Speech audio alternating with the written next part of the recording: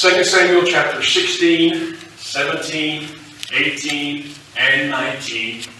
It's a continuing saga of the coup against David led by his son Absalom. It's a story of David having to leave his palace, his city of Jerusalem, and make his way to a place of hiding, even out into the wilderness. It's a story of Absalom making a wrong decision, taking the wrong advice. It's a story you will really remember of Absalom with all that massive head of hair, riding his mule and coming under an oak thicket and getting entangled in his hair in that oak tree. And he's left dangling there by his hair. And though David is said to his military commanders, deal gently with the young man Absalom, Joab, one of the commanders, is a ruthless, I think maybe even hard-headed person, if you know what that means. And he takes 3 javelins, and he thrusts all 3 into the heart of Absalom, and Absalom is dead. It's a story of David being sad about being driven from his home. It's a story about him being in grief and mourning over the death of his son Absalom. And finally, it's a story of David returning slowly to his palace and to being king over his kingdom.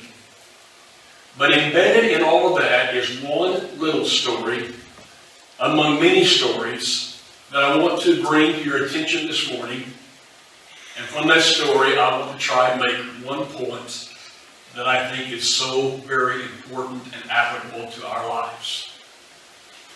The story begins in chapter 16 of 2 Samuel and the first 4 verses. You will recognize the characters of the story. Because David is away from his palace, he has all these people with him, and a man named Ziba comes with 2 mules loaded with supplies. He's bringing the mules so that David's people, some of his people, will have something to ride upon, and he's bringing the supplies for everyone to have something to eat. But do you recognize the name Ziba? Months ago, or at least many weeks ago, we saw David on his throne one day asking a question. Is there anyone left in the house of Saul or the house of Jonathan that I might show unto him or her the Lord's kindness? And so he calls Ziba, who was a servant of Saul, and says to Ziba, is there anyone left? And Ziba says, yes. There is a son of Jonathan left. His name is, do you remember? Mephibosheth.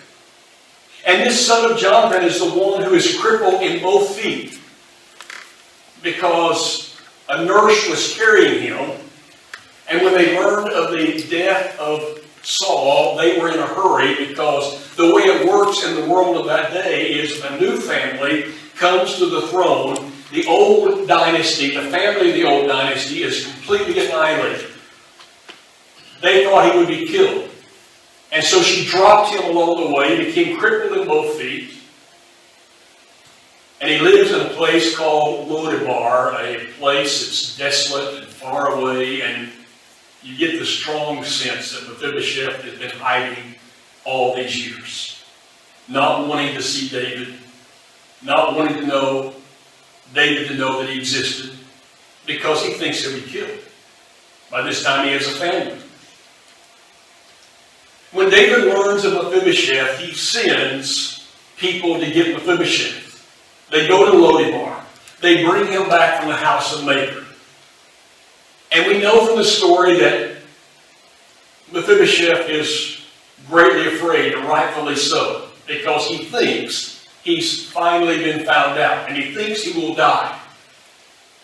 But to his great delight and surprise, you remember what David does? He said, I'm going to give unto you all the land that belonged to your grandfather Saul. And I'm going to let you sit at my table as if you were one of my sons, and let you eat from my table from this day forth.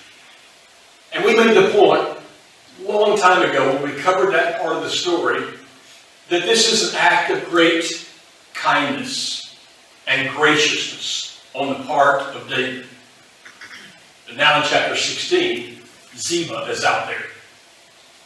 And you have to wonder, if Ziba is a servant, he and his sons to Mephibosheth, are the mules that he is bringing to David, do they really belong to Mephibosheth? And you kind of have to wonder, are all these food supplies, does it really belong to Mephibosheth?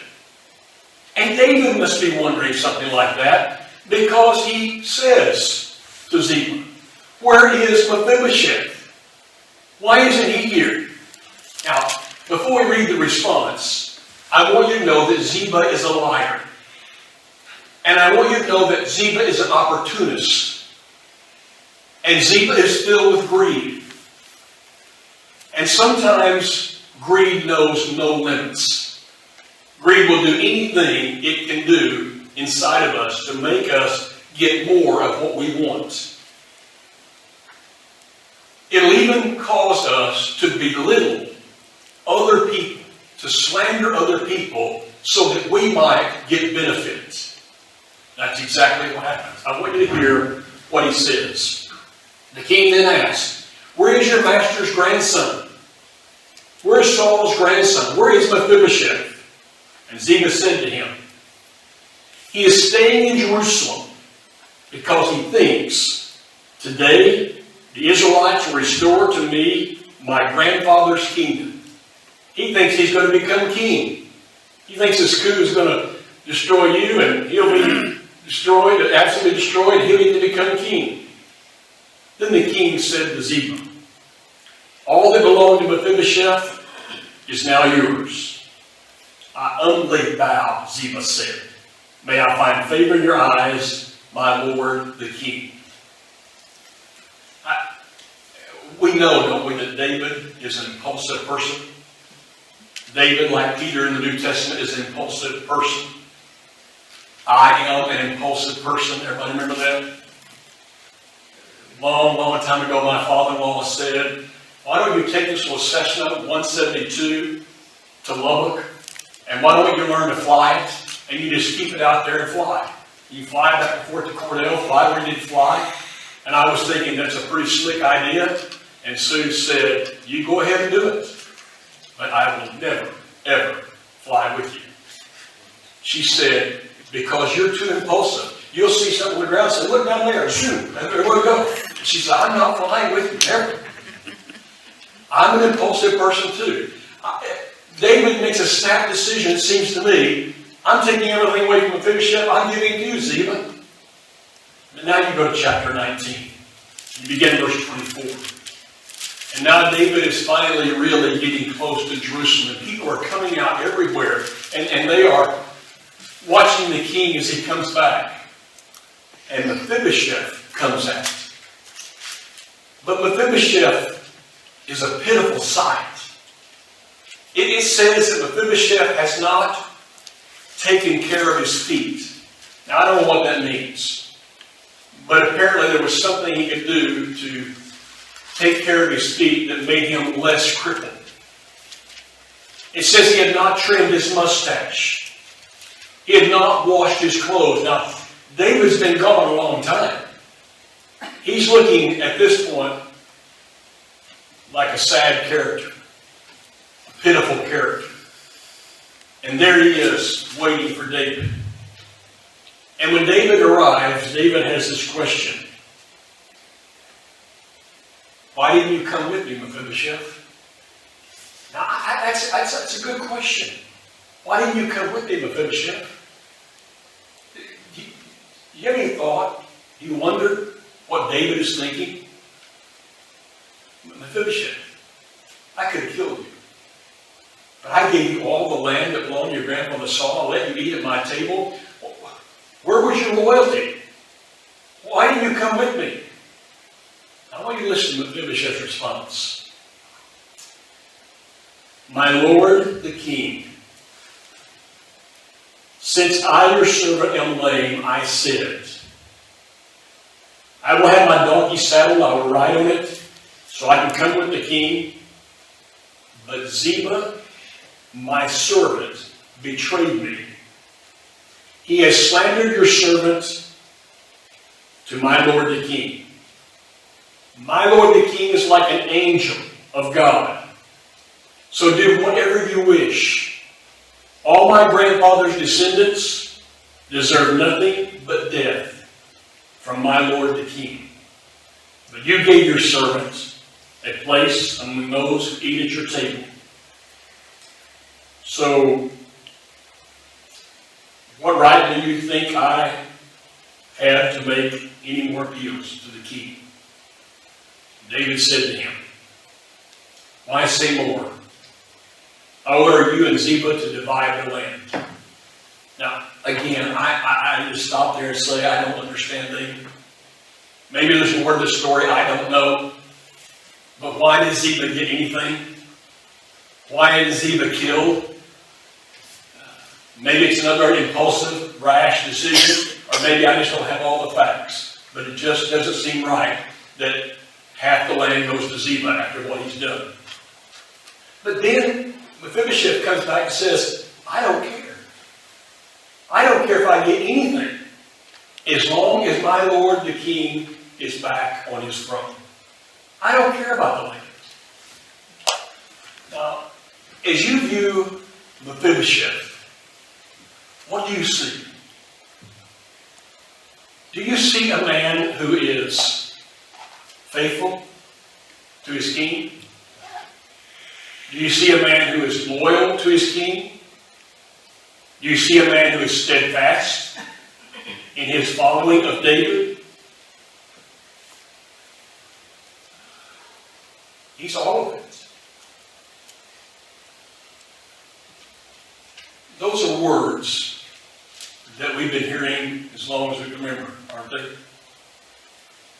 If you've been, as we say in a kind of a loose language, going to church, as long as you've been going to church, have people been talking about the need for Christians to be faithful? Have they been talking about the need for Christians to be loyal? Have they been talking about the need for Christians to be steadfast in what they do? Loyal and faithful and steadfast. Even when times are difficult, even when times are really bad, even when things are not going right in any sense of the way. Do you ever have difficulty with that? I do. There are times that faithfulness is not easy.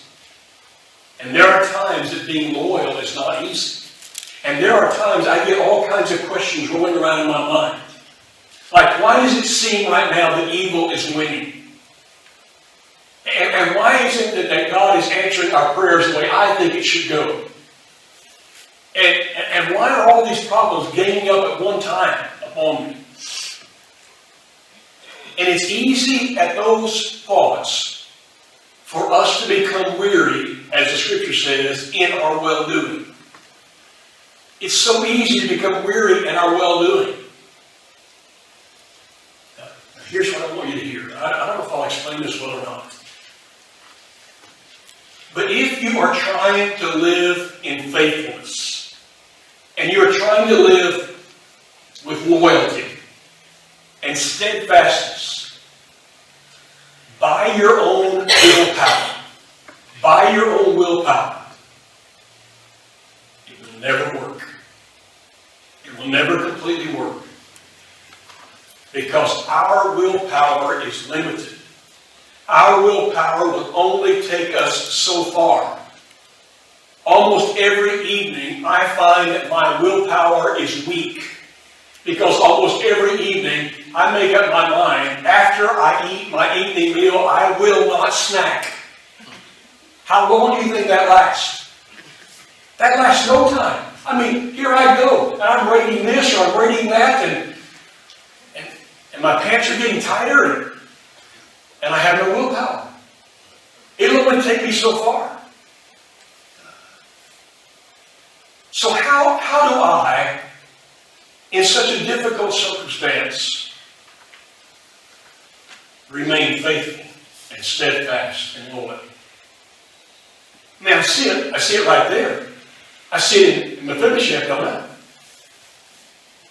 I mean, in reality, this story that Ziba tells, that he will become the king in place of his grandfather, that's absurd.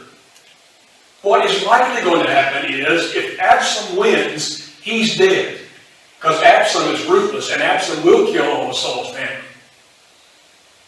And he's got everything to lose. And yet, he remains so loyal to David, even though it appears to everyone that David will never be on the throne again.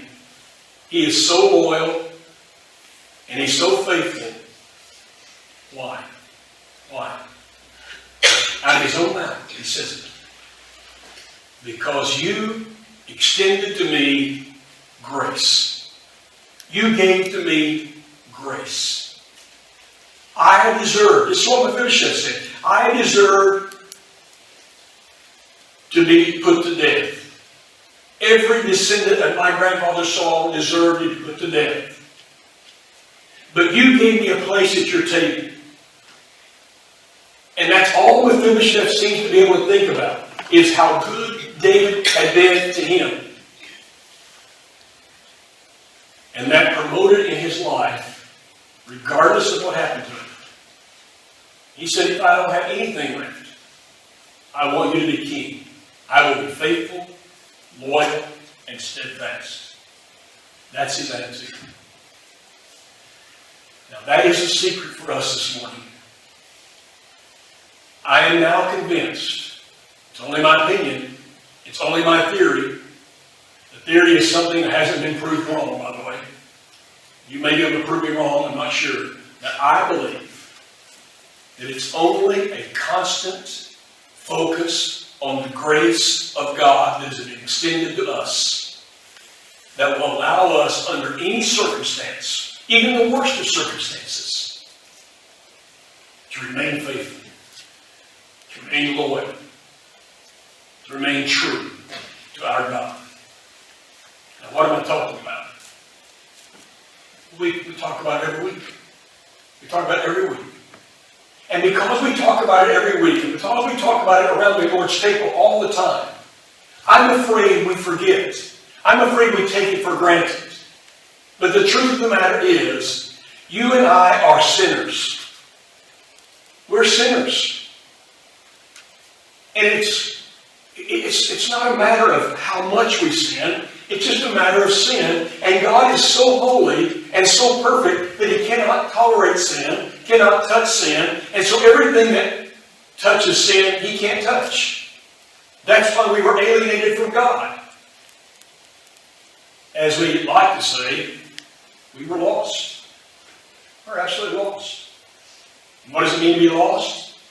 It means to face judgment someday. And it means to be punished for a long, long time. It means something horrible.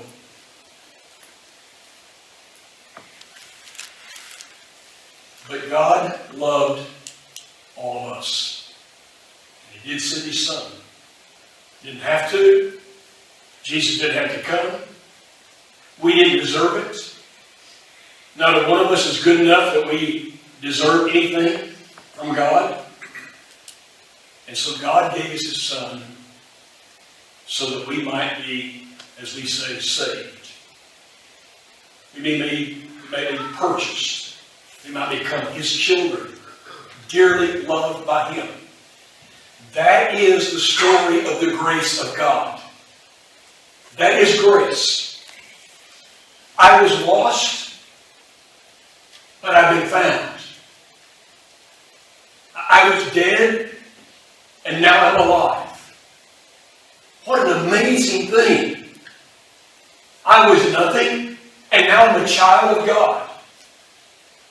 I was nothing, and now I get to sit at our Lord's table week after week after week, and every day of my life in reality. I am watched over, I am cared for, I am loved, I am protected by the God who created this world, and I didn't deserve it. That's the story of God's grace. That's God's grace. Now, when I focus on that grace, it allows me to naturally and more easily, even when life is so difficult, to remain faithful and true and loyal. You heard me say before that one of my more favorite passages in the New Testament is 1 Corinthians 15, verses 9 and 10. Paul is talking about the fact that he's an apostle. He's always having to defend that fact. He's not an apostle like the original 12. He was chosen later. So people would sometimes try to discredit him.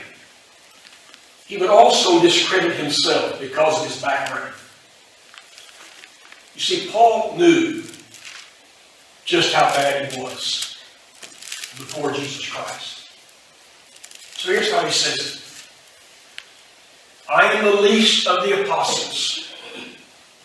I don't even deserve to be called an apostle because I persecuted the Christians. You know what he's talking about, really? I killed Stephen. I killed Stephen. I was responsible for the death of Stephen. I was responsible for the imprisonment of many. I don't even deserve to be called an apostle. But listen how he says it. But I am what I am today by the grace of God. And that grace was not without effect. It caused me to work harder than everyone else. It caused me to do all these other things. Not trying to get himself better with God, not trying to earn anything. I just know what God did for me. And it caused me to be different in this life. Have you ever thought about Paul's life? Really thought about it? I wonder if he had happy times. Well, sure he did. Surely he had those days where they were wonderful. But about all we ever read about are difficult times. In jail, stoned, shipwrecked, being chased by people, being slandered by people, all because he is a follower of Jesus Christ. And yet, he fights the good fight and he keeps the faith. He finishes his course. He hangs in there. Faithful it's called. Loyal it's called. True it's called. Why? Because he knew what he was. And he knew what God did for him and what he became. And it changed the way he looked all of life. Now, if you and I want to be faithful, loyal, true, regardless of circumstances, and even greater than my own willpower will let me become, the solution is to focus on the grace of our God. I was lost. I've been found. I was dead. I am alive. Look what God has done for me. So my opinion, it's only a healthy, constant focus on God's grace in our lives that promotes true faithfulness, loyalty, and steadfastness.